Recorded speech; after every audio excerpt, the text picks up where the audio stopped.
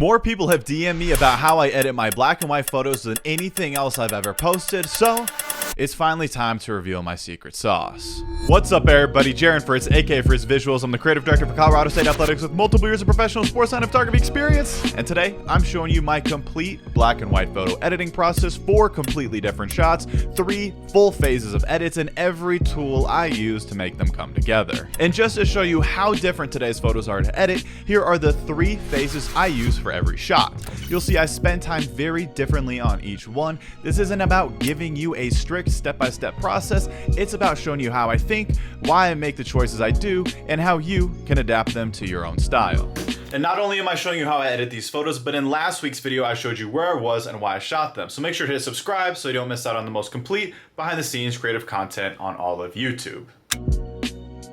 My black and white process has 3 phases: color edit, black and white conversion, and film emulation. Each phase gets saved as its own standalone image so I can reuse them anywhere, and every step is vital to achieving the final look. Jumping into LightRoom, here's our first photo, cropped and ready to edit. This is raw, straight out of the camera, and getting it this clean up front is the easiest way to cut your edit time in half. Since we nailed the settings in camera, this edit's simple, just dialing in a bit of texture and light to polish things up. First move in LightRoom, I'm hitting clarity and texture to bring out all that detail, then lifting the exposure and pulling down the highlights so the light's clean and well balanced. I also like to toss in a bit of dehaze to bring that contrast back, and then about +3 vibrance just to gently push those oranges forward. From a color standpoint, this one's wrapped shockingly quick, like 30 seconds quick. No masks needed since it was nailed in camera with great natural light, which is perfect because we're about to spend way more time on the black and white edit. And here's the thing, black and white isn't just removing color. For me, it's the opposite. I want grit, bold contrast, and dramatic whites and blacks that need their own focused edits. So back in LightRoom with our color adjusted shot set to 0 saturation, it's time to put in the work. We are going to start by spiking the texture, clarity, and dehaze, which are all staples of my black and white edits. When you dramatically increase texture, clarity, and dehaze, it pushes mid-tone contrast, amplifies the fine surface details, and cuts through atmospheric haze to reveal sharper edges and micro contrast, which in not super nerdy, annoying camera terms creates punchier blacks, crisper highlights, and more rugged, gritty feel, perfect for giving your black and white edits a little extra bite to them. I dropped the shadows a bit more, then I realized I needed a mask to bring some life back into the face, so I painted a quick mask over that dark area to boost the exposure. Next, I pushed the highlights harder. I built a background mask to lift the exposure, added another to pop the highlights in the hair, and then painted a super dark mask along the neck ink to make it stand out like he just walked up out of the shop. The contrast was hitting hard, which looked awesome, but I didn't want it to distract from the subject, so I added one final mask to lift the face shadow slightly, and that sealed the deal on the second phase. You can see the progression jump from a clean, evenly lit color photo in phase 1 to this high contrast, punchy black and white frame of phase 2. For years, I only used 2 phases in my black and white edits, but adding this third one changed everything, and we're about to break it all down. Phase 3 happens in Dehancer, a LightRoom plugin stacked with film stocks and emulation. I've got a full deep dive video on this linked at the top of the description below, but for black and white edits, my workflow here is super simple. I start by dialing in just enough bloom, then set a clean film grain level. From there, I scroll through film stocks until one fits. In this case, Eastman XX looks great. And with just a few clicks, you've got a full-on film emulation black and white photo packed with character and detail. That might have felt like a mix of easy and overwhelming, but with the baseline locked in, I've got 3 more photos to break down, and they're easily the most important edits of the video. We've got a super crispy Starburst shot, a raw motion moment, and a dramatic portrait, so make sure to stick around. We're out here dropping secrets.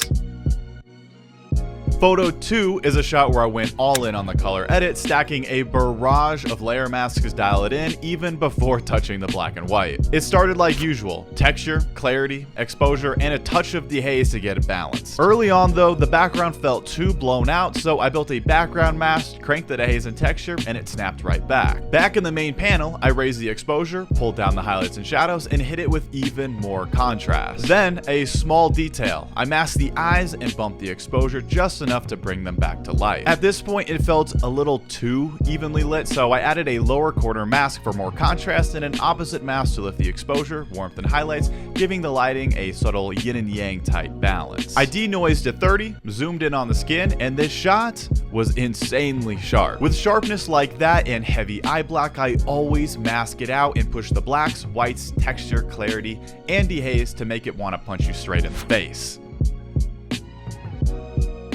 I wrap this color phase with a final mask on the hair, adding texture and lifting the highlights to tie it all together. After all those small tweaks between the masks and main panel adjustments, we've landed on this full color image, and it holds up great as a standalone piece.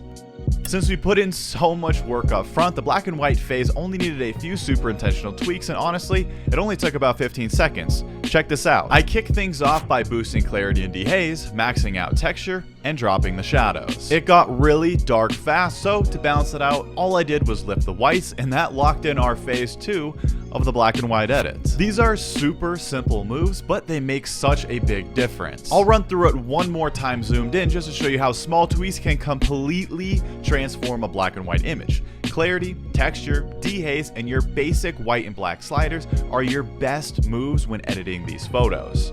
Don't get me wrong, this shot turned out great in both color and black and white, but the Dehancer version took it even further and in way less time. Since Dehancer saves your last used settings, all I did was scroll through the film stocks, land on the Ilford HP5 Plus, and rock out with that one. And here is a look at our fully edited image, one of my favorite shots from the game. We've gone deep on the process with the first two images, color, black and white, and film emulation, so by now you roughly get how I approach color, and I can break that down even more in a future video if you guys are interested. But for these last two, I'm skipping color entirely, going straight to the fun part, black and white, and Dehancer edits. And these edits are completely different from what you've seen so far. One's intentionally dark and dramatic, and the other is a high energy Starburst frame, which both require different approaches. So let's talk about dark and dramatic.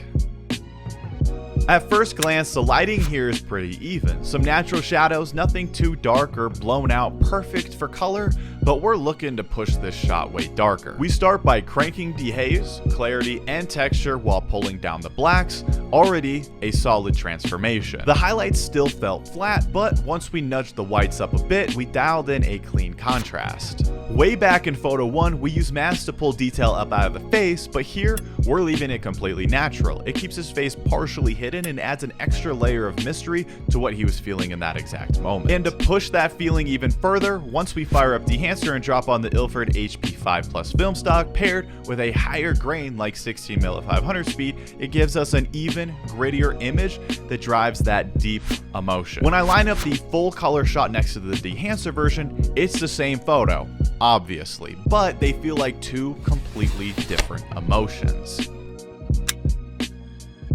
If you're still watching at this point, you're clearly obsessed with the craft, and you're exactly who I made this video for, because this last one is the shot, my favorite image of the season so far, and the most electrifying black and white photo in this video. But it definitely didn't start that way. When we first pulled it into LightRoom, it was just this flat, lifeless gray frame staring back at me. Since this image already had high contrast energy from the Starburst filter creating those concentrated light points, I knew I had to lean into it. So I first cranked the exposure, contrast, clarity, and texture. Then I masked out the new highlights that hit his face, and just like that, we went from flat and lifeless to bright and full of contrast. But Dehancer took it to a new level I honestly didn't even expect. Inside Dehancer, I wanted to stress test those Starburst highlights, so I cranked the halation to 16mm, mashed it with the 16mm bloom and film grain, and it created this super soft, blown out glow that has tack sharp focus locked in on his face. And as we isolate this image and investigate it further,